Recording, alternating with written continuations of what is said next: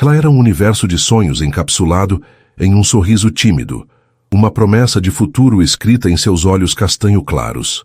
Aos 17 anos, Isadora acreditava no amor com a pureza de quem nunca teve o coração partido. Mal sabia ela que a maior de todas as felicidades e a mais profunda das dores estavam prestes a se chocar em sua vida, deixando para trás os cacos de uma promessa quebrada e o milagre de uma nova vida que ela protegeria com a ferocidade de uma leoa. Se o começo dessa história já tocou seu coração, deixe o seu gostei para eu saber. Aproveita, se inscreve aqui no Histórias que Prendem Você para não perder nenhum capítulo dessa trama. E deixe seu nome nos comentários. Quem sabe ele não aparece com uma saudação especial em uma futura história aqui do canal. Queremos compartilhar narrativas que aquecem a alma e mostram que o amor sempre encontra um caminho. O encontro que mudaria para sempre o destino de Isadora aconteceu em uma tarde de primavera, sob a luz dourada que se derramava pelas janelas da galeria de arte, onde ela trabalhava como estagiária. Era um trabalho simples, que ela amava, um refúgio silencioso onde podia estar perto da beleza, enquanto juntava dinheiro para a faculdade de design que sonhava cursar. Naquele dia, a galeria recebia uma exposição de um fotógrafo renomado, e o lugar estava mais movimentado que o habitual, cheio de sussurros cultos e taças de espumante.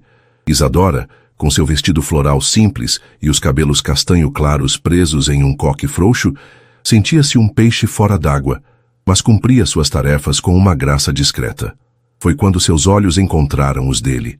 Miguel, aos 30 anos, era um homem que parecia ter sido esculpido pelos deuses da fortuna e do poder.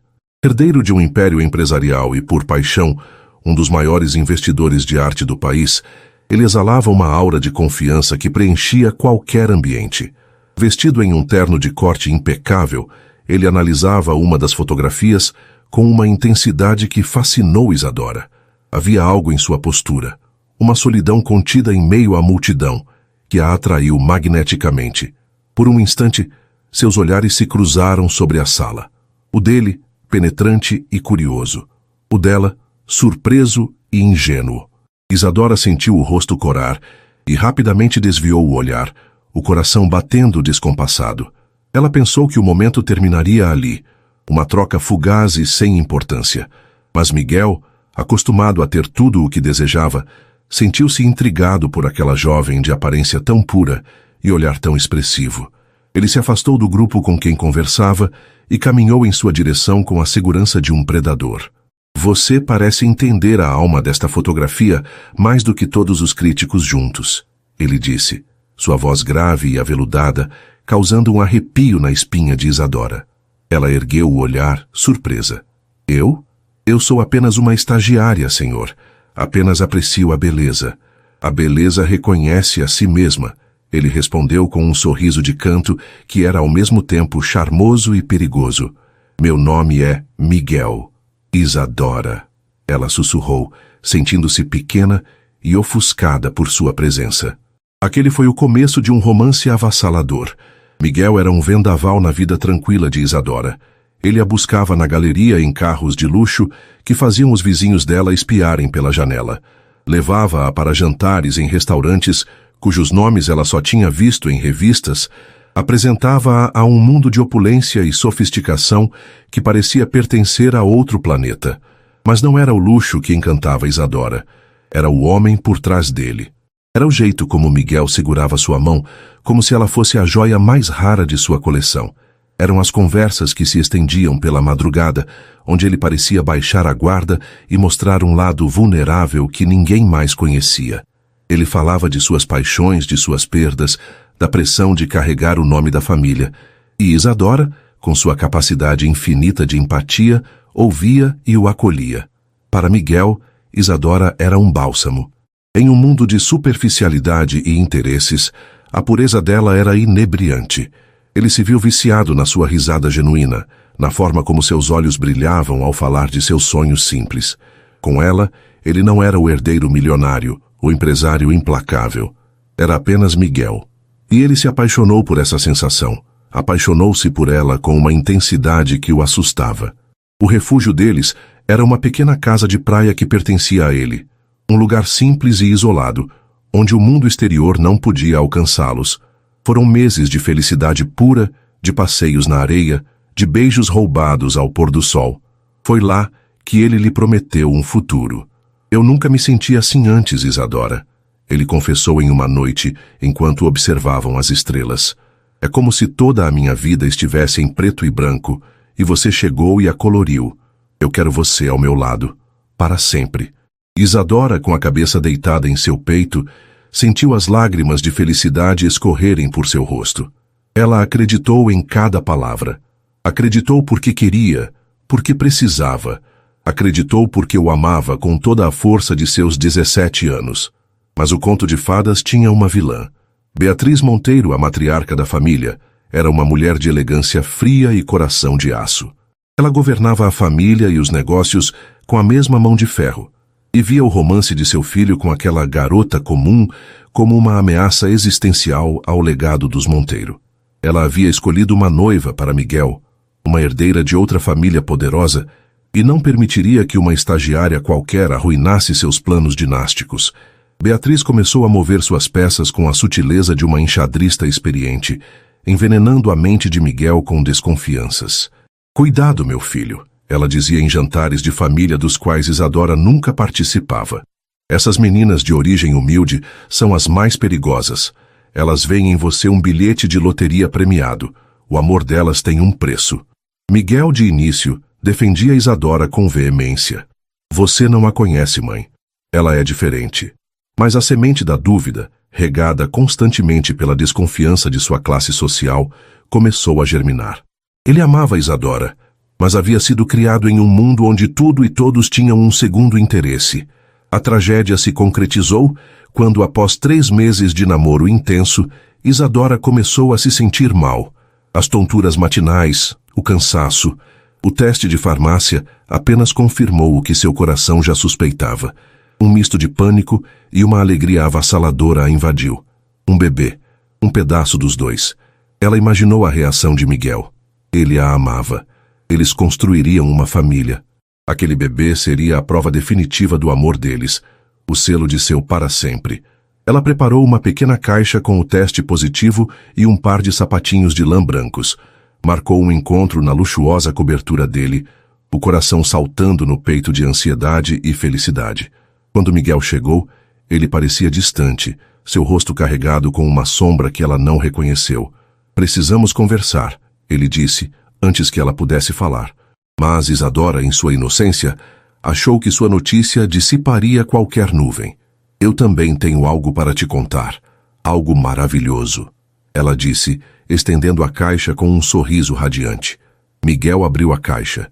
Seu rosto, ao invés de se iluminar, se transformou em uma máscara de gelo. A dúvida plantada por sua mãe floresceu em uma certeza amarga e venenosa. Era o golpe, o cheque-mate. Era exatamente como sua mãe havia previsto. Então era isso, ele disse, a voz baixa e cortante. O plano desde o início.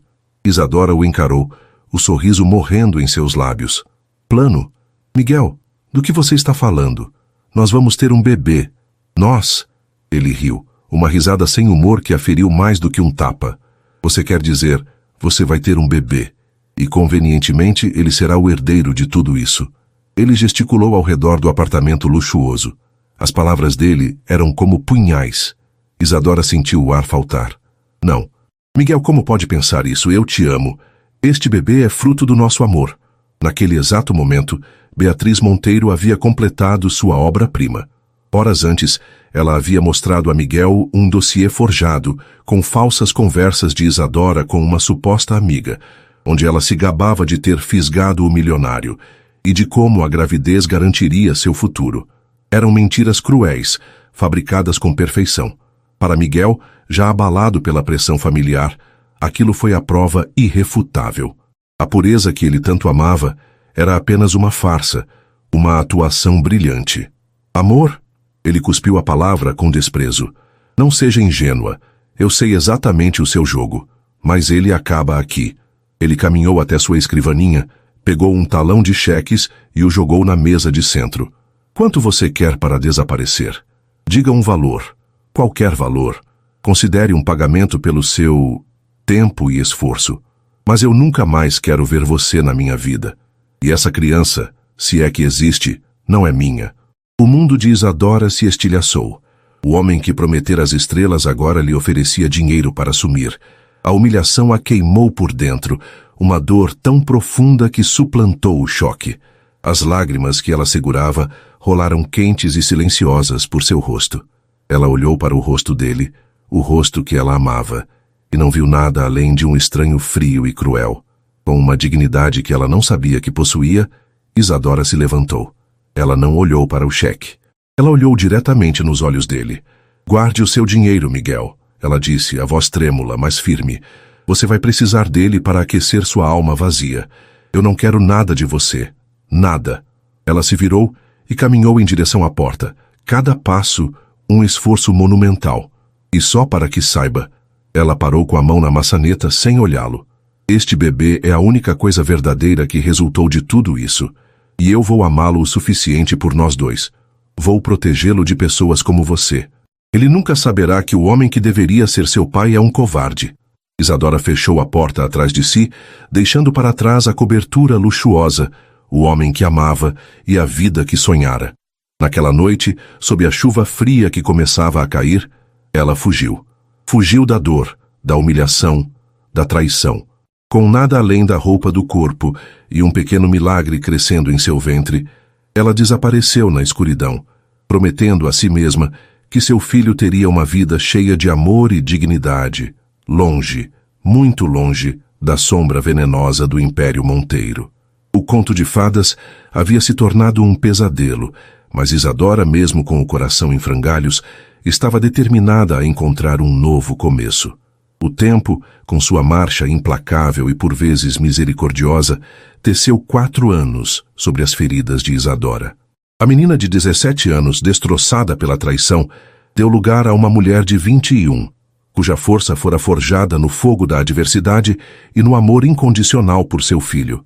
Isadora havia se reerguido, não como a jovem sonhadora que um dia fora, mas como uma mãe, uma fortaleza cujo único propósito era proteger a pequena vida que dependia inteiramente dela. Ela se mudou para uma cidade litorânea, um lugar ensolarado e tranquilo chamado Vila das Flores, onde ninguém conhecia seu passado e o sobrenome Monteiro não assombrava as conversas. Ali, ela era apenas Isadora, a mãe do Lucas, e Lucas era o seu sol. Aos 4 anos, ele era um menino de uma energia contagiante e uma doçura que desarmava. Tinha os cabelos castanho claros da mãe, mas os olhos eram de um castanho escuro tão profundo e expressivo que, por vezes, quando Isadora o olhava, sentia uma pontada de dor ao se lembrar de Miguel. Mas a semelhança era apenas física. O espírito de Lucas era pura luz, uma alegria que preenchia cada canto da pequena casa de 2 cômodos que eles chamavam de lar. A casa era humilde, alugada, com móveis de segunda mão que Isadora havia garimpado e reformado com seu talento nato para o design. As paredes eram cobertas pelos desenhos coloridos de Lucas, e o ar cheirava a maresia e ao bolo de fubá que ela costumava fazer nas tardes de domingo. Era um santuário de paz, construído com muito esforço e amor. Para se sustentar, Isadora transformou seu talento em profissão. Durante as horas em que Lucas estava na creche pública, ela se dedicava a trabalhos como freelancer. Criava logotipos para pequenos comércios locais, diagramava cardápios para restaurantes e, aos poucos, construiu uma modesta carteira de clientes. Seu computador e sua mesa digitalizadora eram suas ferramentas mais preciosas, a ponte para a independência que ela tanto prezava. Não era fácil. Havia noites em que ela ia dormir exausta, com as contas se acumulando, mas bastava olhar para o rosto sereno de Lucas, dormindo em seu pequeno quarto, para que todas as suas forças se renovassem. Ele era seu porquê, sua razão, sua maior obra de arte. Enquanto isso, na capital, a vida de Miguel Monteiro era um paradoxo de sucesso e vazio. Aos 35 anos, ele havia multiplicado a fortuna da família e se tornado um dos empresários mais respeitados do país. Mas o sucesso nos negócios não aplacava uma inquietação persistente em sua alma. Após o rompimento com Isadora, ele mergulhou no trabalho como um náufrago se agarra a uma tábua.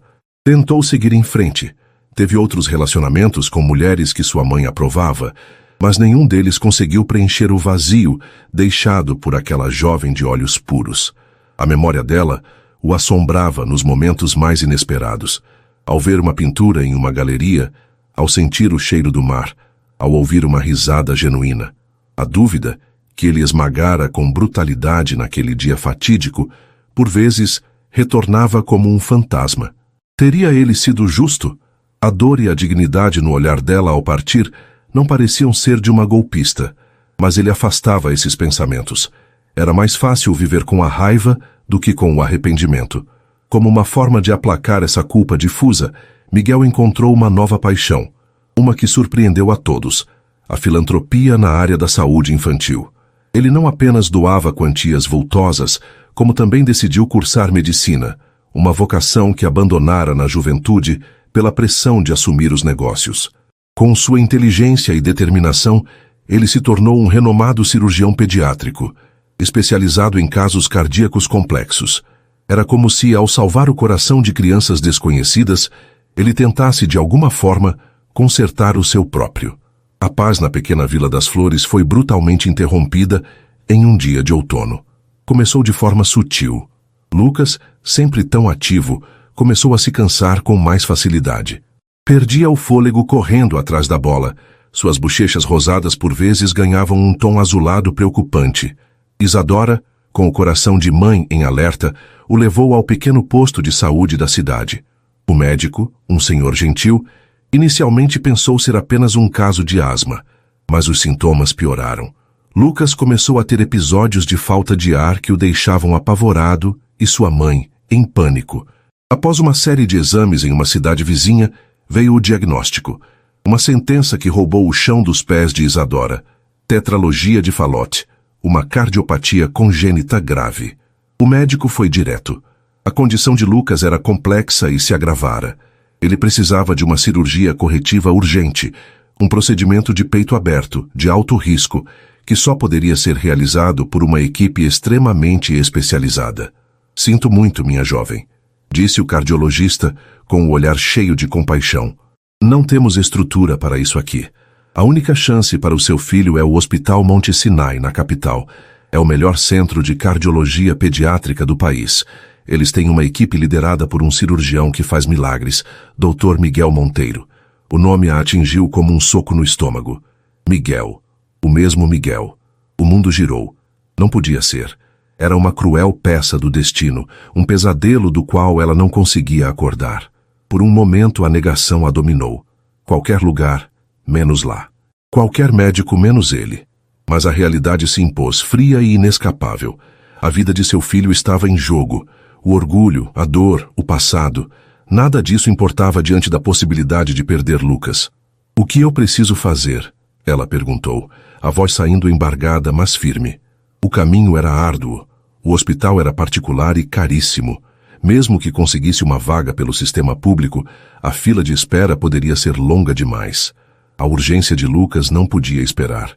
A única saída era uma consulta particular, que por si só custava mais do que Isadora ganhava em meses.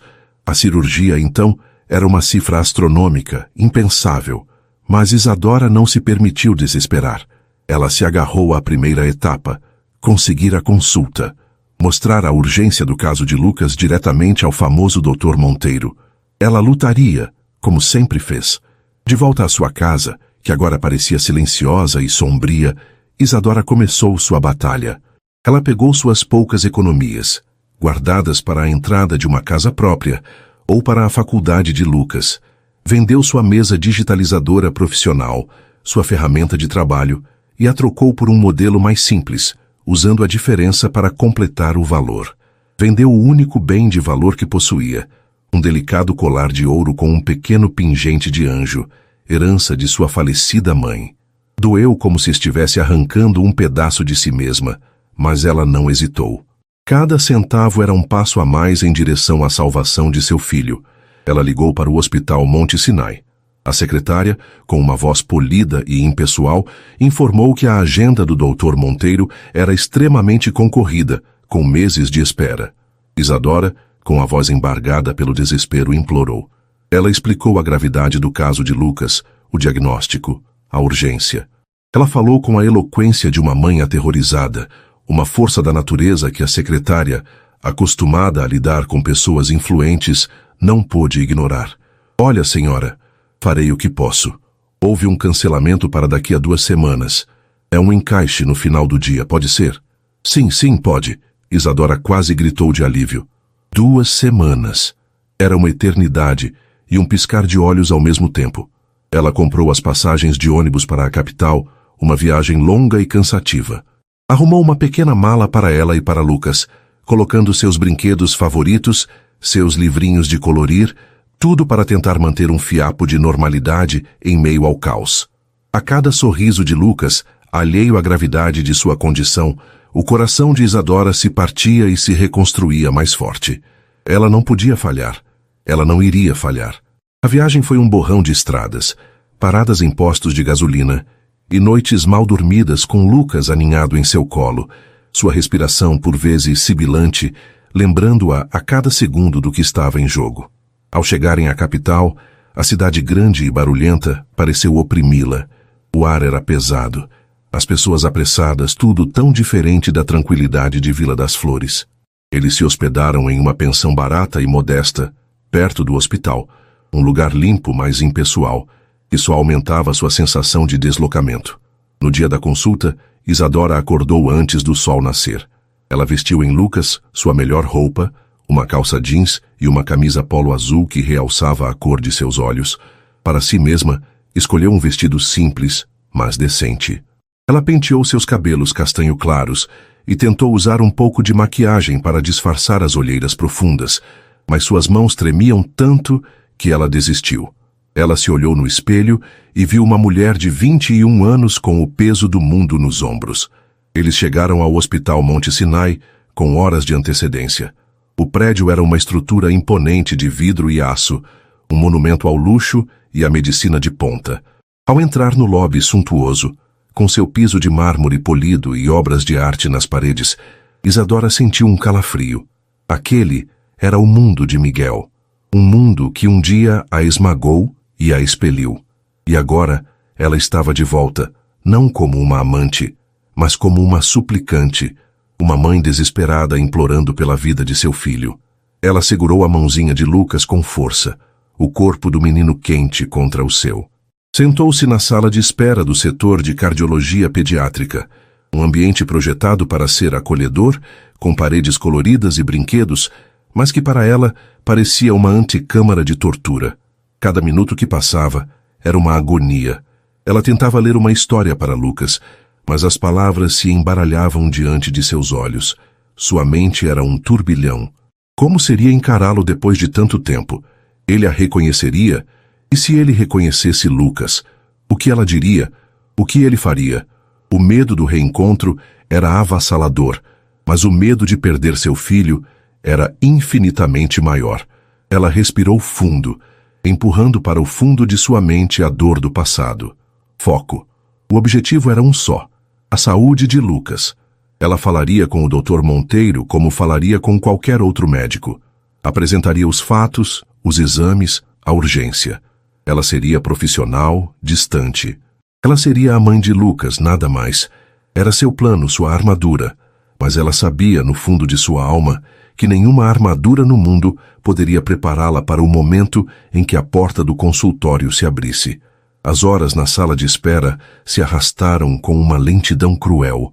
Cada tic-tac do relógio na parede era uma batida a mais no coração ansioso de Isadora. O ambiente, que tentava ser lúdico, com seus desenhos de animais e brinquedos educativos, parecia zombar do terror que a consumia por dentro. Lucas, aninhado em seu colo, havia adormecido, seu pequeno peito subindo e descendo em um ritmo irregular que era uma tortura para Isadora observar. Seu rosto estava pálido e um leve tom azulado contornava seus lábios, um lembrete visível e constante da bomba relógio que batia dentro dele. Isadora acariciava seus cabelos macios, o cheiro de infância dele a ancorando na realidade, enquanto sua mente galopava por cenários catastróficos. Ela repassava o discurso que ensaiara 1000 vezes. Boa tarde, doutor. Este é meu filho, Lucas. Ele foi diagnosticado com tetralogia de Fallot. Aqui estão os exames. Seria fria, objetiva, profissional. Uma mãe preocupada, nada mais. Ela não deixaria transparecer a torrente de mágoa, raiva e pânico que ameaçava afogá-la. Ela se proibia de pensar no que viria depois. E se ele a reconhecesse? A probabilidade era alta. Ela havia mudado, claro. O rosto de menina dera lugar a traços mais definidos, marcados pela preocupação e pela maturidade precoce. Mas seus olhos, seu cabelo... Ela ainda era Isadora. E se ele visse Lucas? A semelhança era inegável para quem soubesse o que procurar. O que ele faria? Negaria de novo? Tentaria tirar seu filho dela? A ideia a fez abraçar o corpo adormecido de Lucas com mais força, um gesto protetor e instintivo. Não, ninguém tiraria seu filho. Nunca. Isadora? Isadora? Mãe de Lucas? Uma voz suave a tirou de seu transe. Uma enfermeira vestida com um uniforme impecável estava parada na porta, sorrindo gentilmente. O momento havia chegado. O ar pareceu ficar mais denso, mais difícil de respirar. Isadora sentiu as pernas fraquejarem ao se levantar, mas se forçou a encontrar estabilidade. Com o máximo cuidado para não acordar Lucas, ela o ajeitou em seu colo, pegou a pasta com os exames e seguiu a enfermeira por um corredor branco e asséptico. Cada passo ecoava o som de seu próprio coração descontrolado. O corredor parecia infinito. Um túnel que a levava de volta a um passado que ela lutara tanto para enterrar. A enfermeira abriu uma porta e indicou a sala. Podem entrar e aguardar. O doutor Monteiro já vem. A sala de consulta era ampla e moderna, com equipamentos médicos de última geração que pareciam saídos de um filme. De um lado, uma maca de exames com desenhos de carrinhos. Do outro, uma mesa imponente de madeira escura e 2 cadeiras para os visitantes. A janela ia do chão ao teto, revelando uma vista panorâmica da cidade que se estendia abaixo, um mundo de poder e privilégio que Isadora havia deixado para trás. Ela se sentou na cadeira, a pasta de exames em seu colo, as mãos geladas e trêmulas. Colocou Lucas, ainda sonolento, sentado ao seu lado, e o menino imediatamente se aninhou contra seu braço, buscando segurança. O silêncio na sala era ensurdecedor. Isadora podia ouvir seu próprio sangue pulsando nos ouvidos. Ela fechou os olhos por um segundo, rezando para todas as forças divinas em que conseguia pensar. Por favor, me dê forças. Apenas por alguns minutos. Pelo Lucas. Então ela ouviu passos se aproximando do lado de fora. Passos firmes, confiantes, inconfundíveis. Seu corpo inteiro se enrijeceu. A maçaneta girou. A porta se abriu. E Miguel entrou. O tempo parou. Congelou em um instante eterno e doloroso. Ele estava diferente, mas terrivelmente o mesmo. Aos 35 anos, o tempo havia sido generoso com ele, acentuando sua beleza com uma pátina de maturidade. Havia alguns fios prateados em suas têmporas e pequenas linhas de expressão ao redor dos olhos, que só o tornavam mais atraente. O jaleco branco, imaculado, sobre uma camisa social azul clara, dava-lhe um ar de autoridade e seriedade que ela nunca vira antes.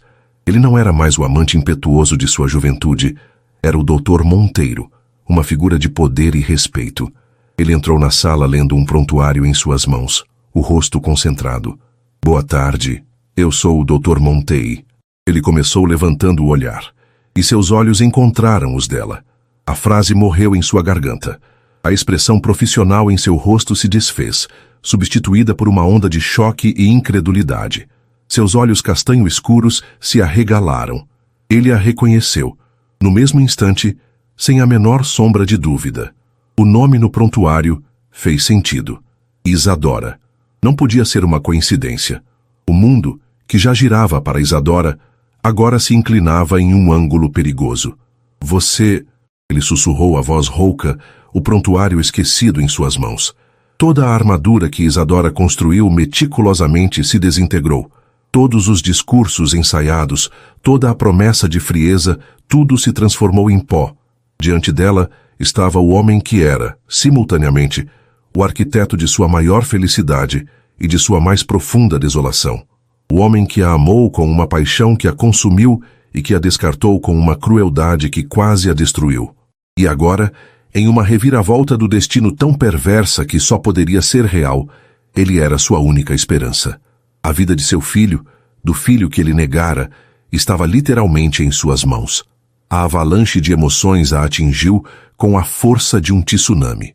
A dor da memória daquela noite chuvosa, a humilhação do cheque jogado na mesa, a raiva pela injustiça, o medo paralisante de perdê-lo de novo, mas desta vez, perder o seu filho. A ironia esmagadora da situação. Tudo convergiu em um único ponto insuportável em seu peito. Ela tentou falar, tentou dizer o nome de Lucas, tentou apontar para os exames, mas nenhum som saiu. Sua garganta se fechou. O ar em seus pulmões parecia ter se solidificado. A sala começou a girar, as luzes brilhantes dos equipamentos médicos se transformando em borrões ofuscantes. O rosto chocado de Miguel se distorceu, se multiplicando diante de seus olhos. "Mamãe?" A vozinha fraca de Lucas a chamou, percebendo o estado dela.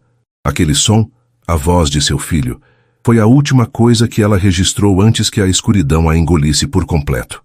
As forças que a mantiveram de pé por 4 longos anos, a adrenalina, a determinação, o amor feroz, tudo se esvaiu de uma só vez. Suas pernas cederam. O controle que ela mantinha com unhas e dentes sobre si mesma se rompeu.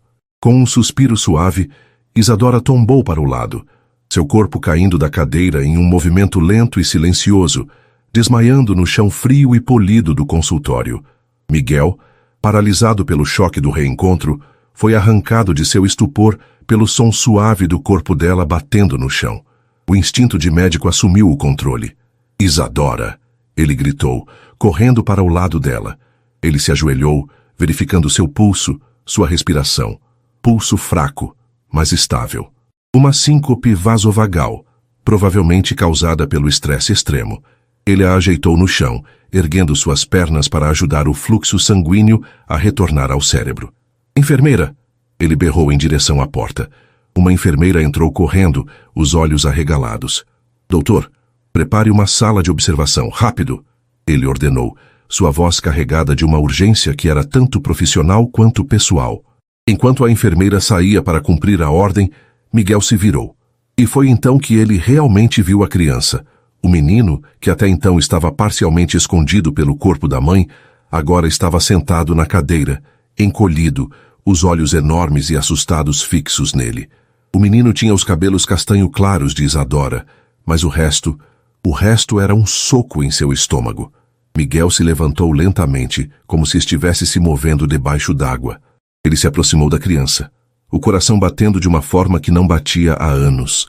Ele olhou para o rosto pequeno e pálido, para o formato do queixo, para a curva da boca, e então ele olhou nos olhos do menino, olhos castanho escuros, profundos, assustados, e que eram uma cópia exata dos olhos que o encaravam de volta no espelho todas as manhãs. O mundo de Miguel Monteiro, o médico, o empresário, o homem que pensava ter tudo sob controle, ruiu naquele exato instante. O prontuário que ele deixara cair no chão estava aberto na página de identificação. Nome do paciente: Lucas. Idade: 4 anos. O cálculo foi instantâneo. A matemática, brutal. A verdade que ele havia negado e enterrado sob camadas de orgulho e mentiras explodiu em sua cara com a força de uma supernova, deixando-o cego, surdo e completamente devastado.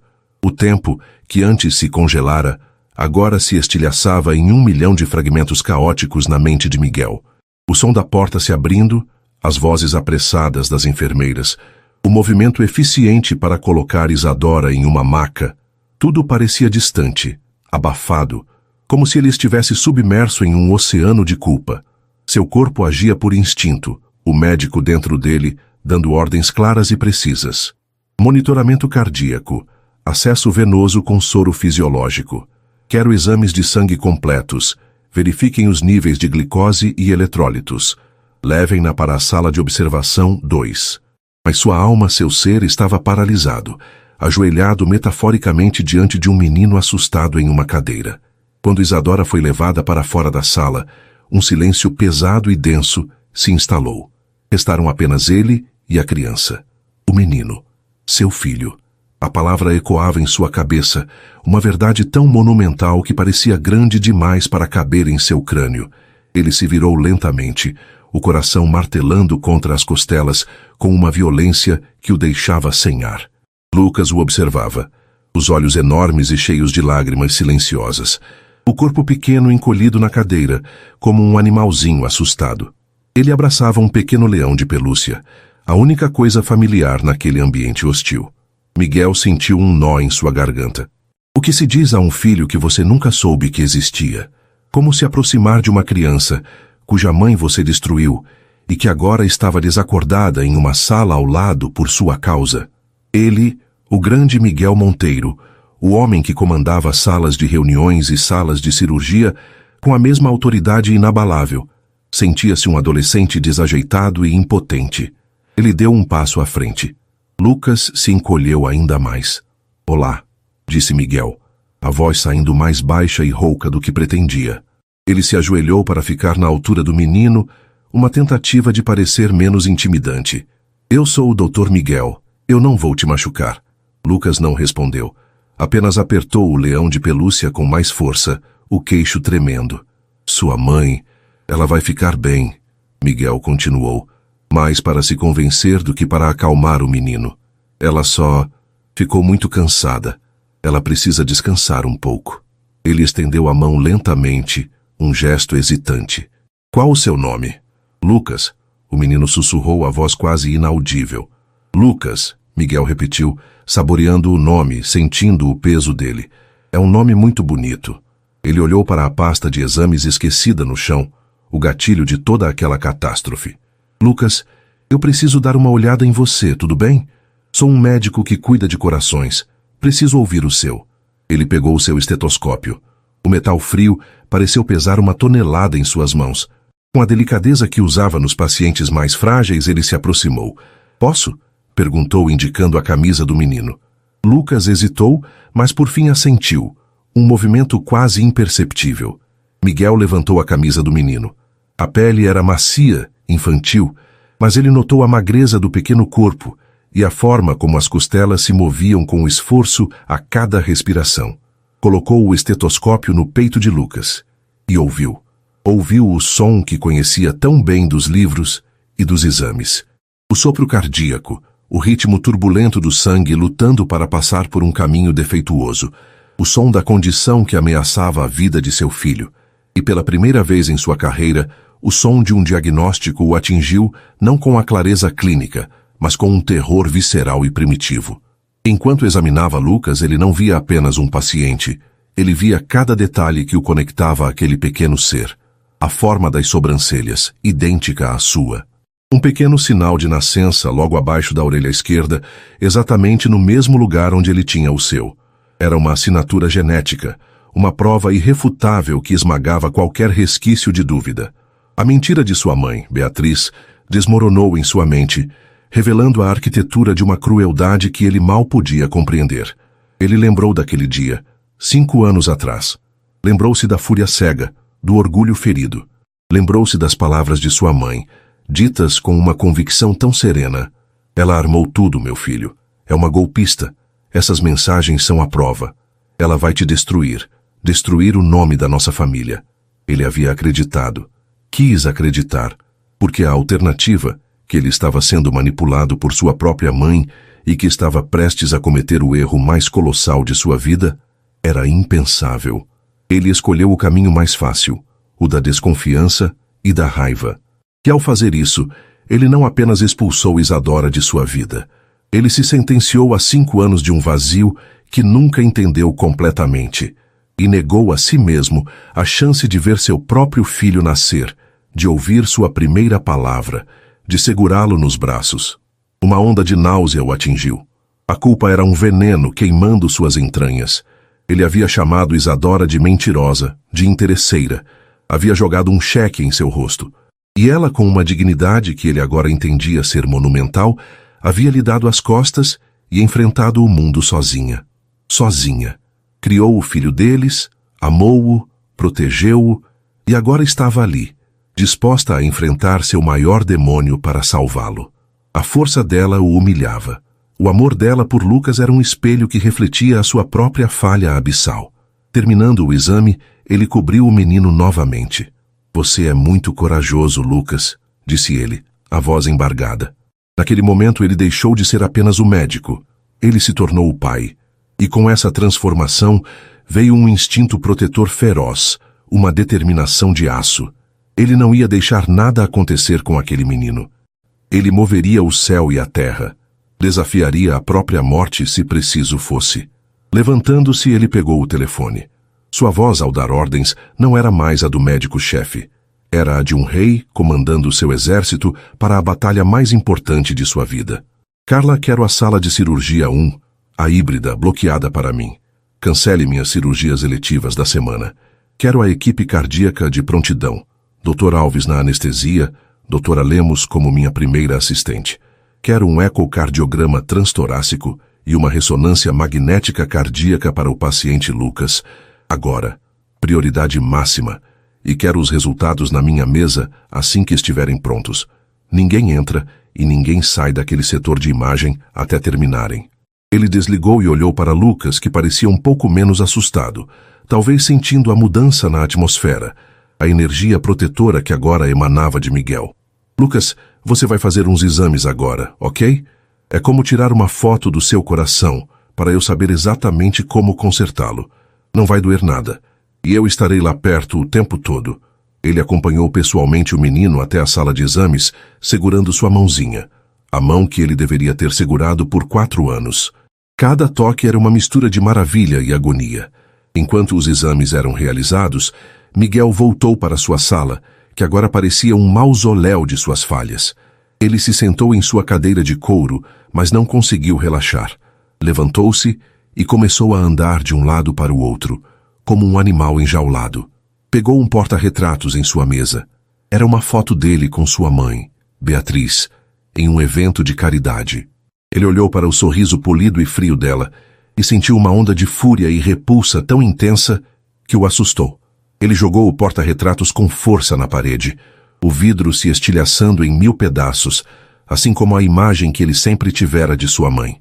Horas depois, com os resultados dos exames em mãos, a gravidade da situação se tornou ainda mais clara. O coração de Lucas estava em um estado mais delicado do que ele imaginara. A cirurgia era mais urgente do que nunca. Não havia tempo a perder. Ele passou as horas seguintes imerso no planejamento cirúrgico. Cada vaso, cada sutura, cada passo do procedimento sendo meticulosamente estudado em sua mente. Ele usaria toda a sua habilidade, todo o seu conhecimento, todo o poder de sua posição para garantir que não haveria nenhuma margem para erro. Quando sentiu que tinha um plano de batalha sólido, ele finalmente se permitiu ir ver Isadora. Ele precisava encará-la. Precisava que ela soubesse que ele não era mais o monstro que a expulsara de sua vida. Ele caminhou até a sala de observação. Isadora ainda dormia, o rosto pálido contra o travesseiro branco, parecendo ainda mais jovem e frágil. Uma agulha de acesso venoso estava em sua mão. Um lembrete físico de todo o estresse que ele a fizera passar. Ele se sentou em uma cadeira ao lado da cama e apenas a observou, o peito doendo com o peso do arrependimento. Ele queria tocar seu rosto, afastar uma mecha de cabelo de sua testa, mas não se sentia no direito. Depois de quase 1 hora em silêncio, ele a viu se mover. Os cílios tremeram, e lentamente os olhos castanho claros se abriram, confusos. Ela piscou algumas vezes, tentando se situar. Seu olhar vagou pela sala, pelo monitor cardíaco que apitava suavemente, e finalmente pousou nele. O medo e a confusão inundaram seus olhos. Ela se encolheu na cama, instintivamente. Calma, Isadora. Você está no hospital, você desmaiou, ele disse, a voz suave. Lucas. Ela sussurrou a primeira palavra, o nome do filho. Onde está o Lucas? Ele está bem. Ele está seguro. Eu cuidei dele. Miguel respondeu rapidamente, tentando acalmá-la. Ele está descansando depois de alguns exames. Isadora o encarou, a mente ainda nebulosa, tentando processar tudo. Ela olhou para o rosto dele e não viu a frieza cruel que se lembrava. Viu um homem com os olhos vermelhos, o rosto marcado por uma angústia profunda. Viu um homem que parecia ter envelhecido 10 anos nas últimas horas. A dinâmica entre eles havia mudado fundamentalmente, e mesmo em seu estado de fraqueza, ela sentiu isso. Você, ela começou, a voz ainda fraca. Você sabe. Não era uma pergunta, era uma afirmação. Miguel não conseguiu desviar o olhar. Ele apenas assentiu uma única vez. E naquele gesto, ele confessou tudo. O reconhecimento, a culpa, a verdade. Sim, Isadora, ele disse, a voz quebrada pela emoção. Eu sei, ele é meu filho. A confissão de Miguel pairou no ar estéril do quarto de hospital.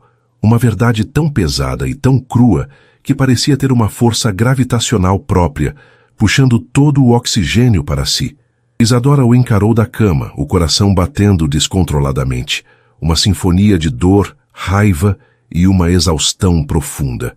A validação que ela em segredo ansiou por anos, a confirmação de que não estava louca, de que seu amor fora real, chegava agora da forma mais dolorosa e complicada possível. As lágrimas que ela jurara nunca mais derramar por ele brotaram em seus olhos e escorreram por suas têmporas molhando o travesseiro. Como? Ela sussurrou, a voz quebrada. Como você ousa dizer isso agora? Onde você estava nos últimos 4 anos? Onde você estava nas noites em que ele queimava de febre? Nas festas de aniversário em que ele perguntava por que não tinha um pai como os outros meninos? Onde você estava, Miguel? Cada pergunta era um punhal que Miguel aceitava de bom grado, pois sabia que merecia cada centímetro da lâmina. Ele não se defendeu, apenas absorveu a dor dela, o rosto contorcido em uma máscara de puro remorso. Eu não estava em lugar nenhum, Isadora. E essa é a minha vergonha, o meu inferno pessoal, disse ele, a voz embargada. Eu não tenho desculpas, apenas uma explicação. Uma explicação que não apaga a minha culpa, mas que eu preciso que você ouça. Por favor. Com os olhos fixos nos dela, ele começou a falar. Ele desfiou a teia de mentiras tecida por sua mãe, Beatriz. Contou sobre a pressão para um casamento arranjado, sobre as dúvidas que ela plantara sutilmente em sua mente, sobre a forma como ela o envenenara contra a pureza do que eles tinham. E então, ele contou sobre o golpe final. O dossiê forjado, as conversas falsas, a prova de que ela era uma interesseira. Eu fui um tolo, Isadora. Um cego arrogante, ele confessou, levantando-se e começando a andar pelo quarto, incapaz de ficar parado. Eu queria acreditar na mentira dela, porque era mais fácil do que confrontá-la, do que lutar contra o mundo em que fui criado. Eu deixei meu orgulho e a desconfiança me transformarem no monstro que você conheceu naquele dia. E quando eu vi você partir, com aquela dignidade que me assombrou por todos esses anos, uma parte de mim sabia que eu estava cometendo um erro, mas eu enterrei essa dúvida, e por isso eu nunca vou me perdoar. Ele parou e a encarou. Depois que você desmaiou e eu vi o Lucas, eu soube. A verdade me atingiu, eu fui para casa como um furacão e confrontei minha mãe. Eu a encurralei e mostrei uma foto de Lucas que tirei no meu celular, e ela confessou tudo. Riu, dizendo que fez isso para me proteger, para proteger o nome da nossa família. A revelação da manipulação não trouxe alívio para Isadora, apenas uma nova camada de náusea. A dor não era apenas por causa de Miguel, mas por causa de um sistema, de uma família que a via como tão insignificante que não hesitou em esmagá-la. E o que você espera que eu faça com essa informação, Miguel? Ela perguntou, a voz fria como gelo. Que eu sinta pena de você, o homem milionário que foi enganado pela mamãe? Não, ele disse, aproximando-se da cama, os olhos suplicantes. Não quero sua pena. Eu quero uma chance de salvar nosso filho. A cirurgia dele é complexa e urgente. Eu sou o único que pode fazê-la com a segurança que ele precisa. Por favor, Isadora, deixe-me consertar a parte mais importante disso. Deixe-me salvar a vida dele. Depois eu aceitarei qualquer decisão que você tomar. Se você quiser que eu suma para sempre de suas vidas, eu sumirei. Mas primeiro, me deixe dar a ele um futuro. Isadora olhou para aquele homem desesperado. A sinceridade em sua voz, a agonia em seus olhos, era inegável. Ela odiava a situação, odiava depender dele. Mas no fundo a mãe falava mais alto que a mulher ferida. A vida de Lucas era a única coisa que importava. Faça, ela disse por fim. Salve o nosso filho. Aquelas 3 palavras foram a absolvição e a sentença de Miguel. Ele tinha a permissão dela, mas sabia que a verdadeira provação estava por vir. Os dias que antecederam a cirurgia foram um borrão de tensão. Miguel se dedicou ao caso de Lucas com uma obsessão monástica. Ele passava noites em claro, revisando os exames, simulando a cirurgia em programas de computador, discutindo cada detalhe com sua equipe. Ele era a personificação da excelência profissional, mas por baixo do jaleco era um pai aterrorizado. Isadora permaneceu no hospital, em um quarto de cortesia que Miguel providenciou. Ele tentou dar a ela o melhor, mas ela recusou qualquer luxo. Queria apenas ficar perto de Lucas. Miguel a mantinha informada de cada passo, explicando os procedimentos com uma paciência e clareza que eram uma forma de penitência. Nesses breves encontros nos corredores do hospital, eles eram 2 estranhos unidos pela mesma prece. Isadora via o cansaço e a determinação nos olhos dele, e uma parte minúscula de seu coração de gelo começou a derreter. Ele não estava fazendo aquilo por ego, mas por um amor paternal recém-descoberto e avassalador. No dia da cirurgia, a atmosfera no hospital era elétrica. Isadora vestiu em Lucas a pequena roupa cirúrgica, o coração apertado ao vê-lo tão pequeno e vulnerável. Você vai ser muito corajoso, meu amor. Ela sussurrou, beijando sua testa. A mamãe vai estar te esperando aqui. Eu te amo mais que tudo no mundo. Eu também te amo, mamãe, ele disse sonolento por causa da medicação pré-anestésica. Quando os enfermeiros vieram buscá-lo, Miguel apareceu. Ele já estava com a roupa cirúrgica azul, o rosto coberto por uma máscara. Apenas seus olhos eram visíveis, e neles Isadora viu a mesma mistura de medo e determinação que sentia em si mesma. Ele se aproximou da maca. Ei, campeão, disse ele suavemente para Lucas. Lembra do nosso combinado? Vamos consertar seu coração para você poder correr mais rápido que todo mundo. Ele tocou o ombro do menino, um gesto contido, mas carregado de significado. Então, ele se virou para Isadora. Seus olhos se encontraram sobre a máscara. Eu vou trazê-lo de volta para você, ele prometeu. E naquela promessa, Isadora ouviu o eco da que fora quebrada anos atrás, mas desta vez ela sentiu que era a mais sagrada de sua vida. As horas seguintes foram as mais longas da vida de Isadora. Ela ficou em uma pequena sala de espera privativa, recusando-se a comer ou beber. O tempo se arrastava. Cada minuto era uma eternidade. Ela pensou em todas as possibilidades, e sua mente era sua pior inimiga. Uma enfermeira gentil, a mesma que a recebera no primeiro dia, trazia-lhe chá e tentava conversar, mas Isadora mal conseguia responder. Ela só conseguia rezar. Após o que pareceu uma vida inteira, a porta se abriu. Miguel estava parado ali. Ele havia tirado a máscara, o rosto pálido e banhado em suor, os ombros caídos pela exaustão. Mas em seus olhos havia uma luz de alívio e triunfo. Conseguimos, ele disse, a voz rouca. A cirurgia foi um sucesso. A correção foi perfeita. Ele é forte, Isadora. O nosso menino é um lutador. Isadora desabou em choro. Um choro que não era de dor ou raiva, mas de puro e absoluto alívio. Um choro que lavou anos de angústia. Instintivamente, ela deu um passo à frente e o abraçou, um gesto que surpreendeu a ambos. Ela enterrou o rosto no peito dele, sentindo o cheiro de antisséptico e o cansaço em seu corpo. Miguel, tenso no início, relaxou e a envolveu com seus braços, segurando-a com força, como se ela fosse a única coisa que o mantinha de pé. Naquele abraço, no silêncio de um corredor de hospital, algo se quebrou e algo se reconstruiu. A recuperação de Lucas foi lenta, mas constante. Ele passou os primeiros dias na UTI pediátrica, cercado por máquinas que apitavam, mas a cada dia, um fio, um tubo era removido. Miguel e Isadora estabeleceram uma vigília silenciosa ao lado de seu leito. Eles mal saíam do hospital. Dormiam em poltronas, comiam o que a lanchonete oferecia e conversavam. Falaram sobre os anos perdidos. Isadora, aos poucos, contou histórias sobre Lucas. Sua primeira palavra, bola. Seu primeiro passo, seu medo de escuro, seu amor por dinossauros. Miguel ouvia cada detalhe com uma atenção reverente, o rosto marcado pela dor do que havia perdido, mas também pela gratidão de saber agora. Ele, por sua vez, abriu seu mundo para ela. Falou sobre a solidão no topo, sobre como o trabalho e o dinheiro nunca preencheram o vazio em sua vida. Um dia, ele lhe entregou um envelope. Eu cortei os laços com minha mãe. Ele disse simplesmente. Eu a confrontei na frente de toda a diretoria da empresa. Exigi que ela pedisse perdão a você. Ela se recusou. Então eu a removi de seu cargo e de minha vida. Eu escolhi minha família, Isadora, e minha família são vocês. Dentro do envelope havia documentos legais. Um deles era um fundo fiduciário de valor incalculável em nome de Lucas, garantindo seu futuro para sempre.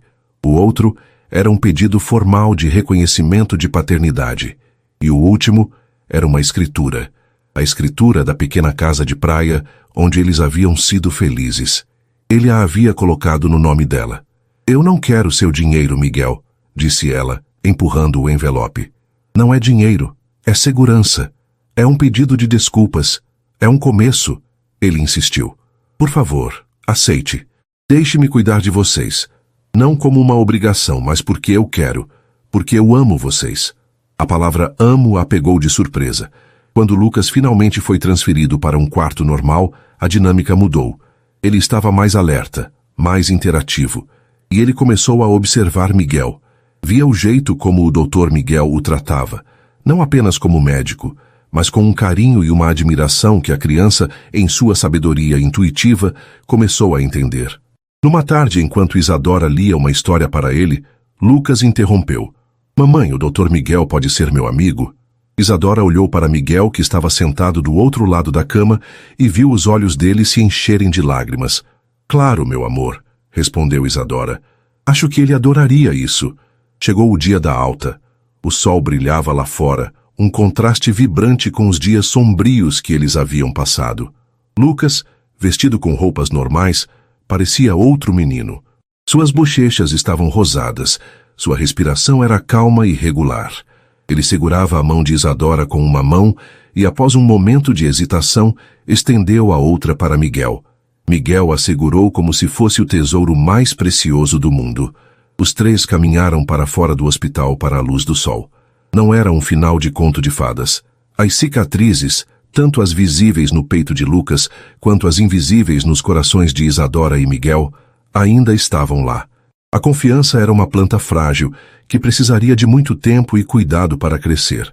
Mas ao saírem do hospital juntos, eles não eram mais uma mulher fugitiva, um milionário culpado e um menino doente. Eram um homem, uma mulher e uma criança, unidos pela mais dura das provações e pela mais resiliente das forças, o amor. Eles estavam deixando para trás a dor do passado e caminhando, de mãos dadas, em direção à frágil e preciosa promessa de uma segunda chance, um começo. E assim termina mais uma história aqui no nosso canal. E aí, gostou? Se essa trama te prendeu e você não quer perder nenhuma das próximas narrativas emocionantes, então não se esqueça. Inscreva-se agora no Histórias que Prendem Você e ative o sininho para receber todas as notificações. Seu like também ajuda muito o canal a crescer. Muito obrigado pela companhia e te espero na próxima história.